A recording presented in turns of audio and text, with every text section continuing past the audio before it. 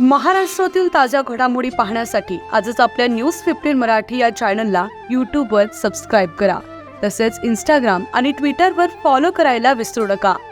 News 15 Marathi, आवाज जनसामान्यांचा.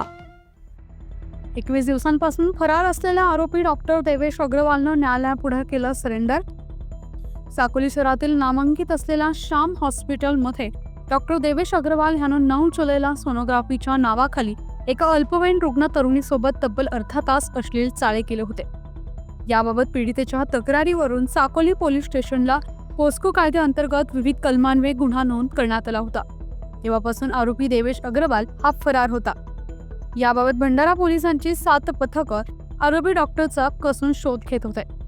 21 दिवसांपासून फरार असलेला आरोपी देवेश अग्रवालने सोमवार दिनांक 28 जुलैला रात्री 8 वाजताच्या सुमारास भंडारा जिल्हा सत्र न्यायालयासमोर सरेंडर केलाय.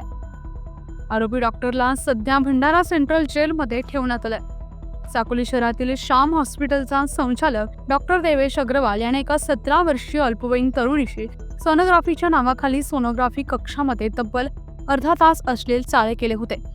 9 जुलैपासून गेल्या 21 दिवस तो फरार होता. भंडारा पोलीस हे महाराष्ट्रासह इतर राज्यात त्याचा कसून शोध घेत होते, परंतु त्याचा शोध लागत नव्हता.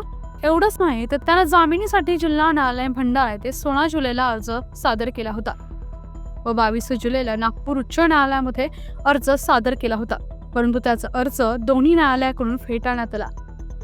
आरोपी डॉक्टर देवेश अग्रवाल हा परदेशामध्ये पळून जाऊ नये यासाठी पोलिसांकडून लुकआउट नोटीस देखील जारी करण्यात आली होती. पोलिसांचा तपास सुरू असताना आरोपी डॉक्टरने सोमवारी 28 जुलैला रात्री 8 वाजताच्या दरम्यान भंडारा जिल्हा न्यायालयापुढे सरेंडर केलं आहे. न्यूज 15 मराठीसाठी साहिल रामटेके, साकोली, भंडारा.